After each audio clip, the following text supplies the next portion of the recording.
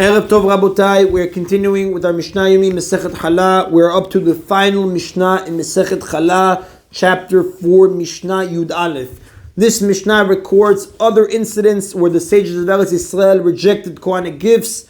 The first incident discusses a bechor, a male calf, sheep, or goat that is the firstborn of its mother. It is holy from birth, and its owner is obligated to give it to a Kohen who brings it as an offering and is entitled to eat its meat. The Mishnah says, Ben Antinos He'ela Bechorot Mi Bavel. Ben Antinos brought firstborn animals from Babylonia to Eretz Yisrael for the Kohanim to offer upon the altar. Velo kiblu mimenu, but they did not accept them from him because only a Bechor born in Eretz Yisrael may be offered upon the Mizbech, the altar. And Farshim explain, although a Bechor born outside the land cannot be offered on the altar, it's still holy. It is therefore given to a Kohen and sent out to pasture until it develops a blemish, after which it may be slaughtered and eaten as ordinary chulin.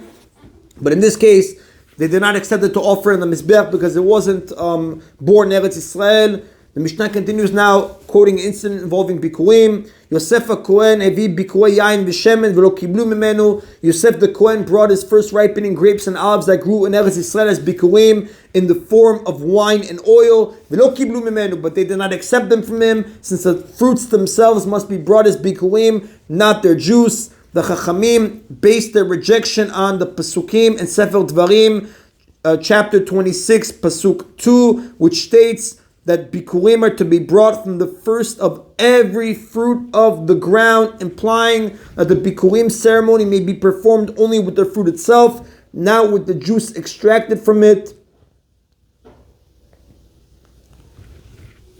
Now, the wine and oil were rejected only because Yosef the Kohen had intended at the time of the harvest to bring the grapes and olives themselves as bikurim, but afterwards changed his mind and decided to press them. Had he harvested his fruits with the intention of pressing them, then the wine and oil would have been eligible for the bikurim ceremonies. The Rav explains this based on Masechet Terumot, chapter 11, Mishnah 3.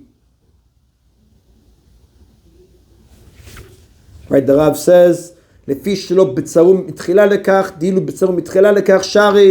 would have harvested the fruits with the intention of pressing them to begin with, he would have been able to offer them, but since he didn't, they did not accept it. Now, there is a mitzvah to bring the Pesach offering on the 14th of Nisan. If someone was tameh or too far from Yerushalayim on that day, he's required to bring the offering 1 month later on Pesach Sheni, the 14th of Iyar, as the Torah tells us in Sefer Bamidbar, chapter 9, Psukim 9 to 14. In this next incident, Yosef the Kohen came with his family to offer a Pesach Sheni. He also brought his minor sons and the members of his household to offer a Pesach Sheni on the 14th of Iyar in Yerushalayim. And the Mefarshim explain, Yosef and his family were unable to bring the Pesach offering in Nisan since they were Tameh, so they brought a Pesach offering to the temple on Pesach Sheni. Now, the reason the Mishnah refers to the second Pesach offering as the small Pesach is because it's celebrated on a smaller scale than the actual festival of Pesach. The festival of Pesach is celebrated biblically for 7 days, while Pesach Sheni is observed for only 1 day. Moreover, most people bring their Pesach offering on Pesach, and only a small number of people who could not bring it then would offer it on Pesach Sheni. That's why it calls it Pesach Katan. But in any event, the Mishnah says, they turned him back, preventing him from offering a Pesach Sheni on behalf of his sons. So the matter of having minor children participate in the Pesach Sheni should not be established as a requirement. And the Mefarshim explain, a person includes his minor children in the celebration of the first Pesach offering, since he's obligated to appear with his children in the Beit Mikdash for Pesach, Shavuot, and Sukkot, as the Torah tells in Sefer Shemot, chapter 23, Pasuk 17. However, there's no requirement to include them in the second Pesach offering, and since they didn't want to make it as a requirement, they sent them away. Now, the Mishnah concludes, just an introduction, the Pasuk tells in Sefer Dvarim, chapter 26, Pasuk 2, you shall take of the first of every fruit of the ground that you bring in from your land. The Chazal learn now the term from your land excludes fruit grown outside Eretz Yisrael from the obligation of Bikurim. Tzikma Batra, page 81a. Now, the Mishnah cites an incident in which sages accepted Bikurim from outside of Eretz Yisrael. Ariston evi Bikuram Me'apamya. Ariston brought his bikurim to the temple in Yerushalayim from Apamya, a city in Syria that was outside the biblical borders of Eretz Yisrael, because again, like we said, Syria, a land that bordered Eretz Yisrael, was conquered and annexed by David HaMelech. It does not have the status of Eretz Yisrael midoraita, but midrabanan has status of Eretz Yisrael with certain laws.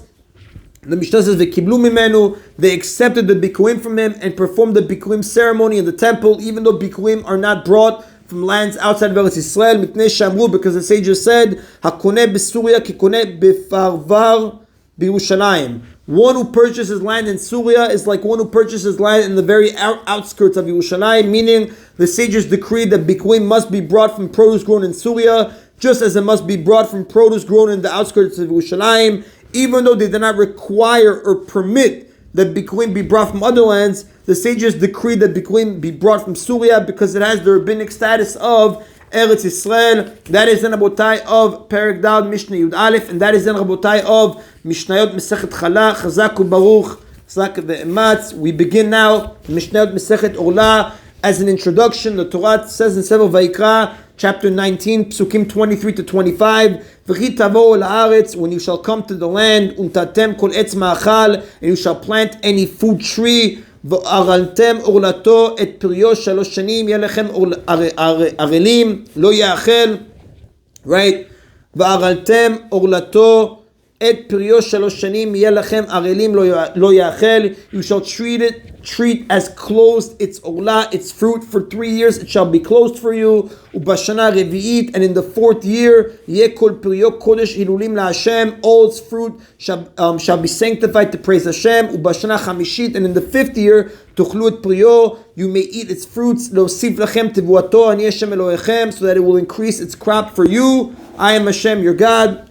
And just as a background, the Torah commands that for the first 3 years of a tree, its fruit is forbidden as Orlah. The fruit of the 4th year, called Reva'i, is holy, which means it must be consumed in Yerushalayim. From the 5th year and on, the fruit is like any other produce. So this Masechet is going to discuss laws that apply to the fruit of the first 3 years. There's going to be some references in this Masechet to Reva'i, the fruit of the 4th year, but that laws are going to be discussed mainly in the last chapter. They were discussed mainly in the last chapter of Masechet Maaser Sheni, since Levi has the same laws as Maaser Sheni. So in general, we're going to be discussing here the fruits of the first 3 years. Now, just to know what the word Orlah means, the way we translate an Orlah, meaning closed or blocked, because a male who is uncircumcised is also similarly called Arel, because the covering that is cut away during circumcision has not been removed, and he's therefore still considered closed. So the Orlah fruit is closed, meaning it cannot be used at all,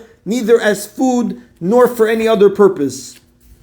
Let us begin Rabotai, Perek Aleph, Mishnah Aleph of Mishnah Mesechet Orlah. Again, the Torah commands the law of Orlah with the words, when you shall come to the land and you shall plant any food tree, you shall treat its fruits as closed, forbidden. For 3 years it shall be closed, forbidden to you. It shall not be eaten. Again, Sefer Vayikra, chapter 19, Pasuk 23. So the first 2 Mishnayot of this Masechet, we're only going to do Mishnah Aleph today. They explain what we can learn from the way the Torah words this commandment. First, the Mishnah discusses what the Torah means by specifying that Orlah applies to a food tree.